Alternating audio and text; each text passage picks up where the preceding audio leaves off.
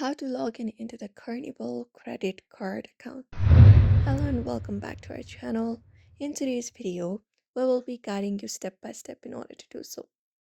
So to log in into a Carnival World MasterCard account, you can go visit the Barclays US website, which is this one right here, cards.barclaycardus.com on your particular browser.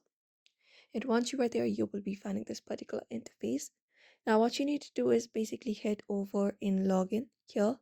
So you can look out for account, manage your account or login at the top right corner.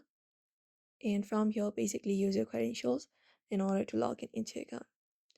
After you do so, you can go over and enter your credentials to sign in and activate your card and manage your account online.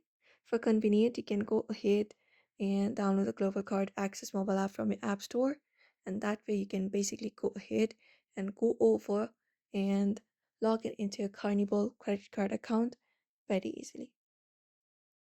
So this is the process you can follow up. You can go ahead and click the link access to your account within the Barclays US, and you can also manage your account through the Global Card Access if you prefer.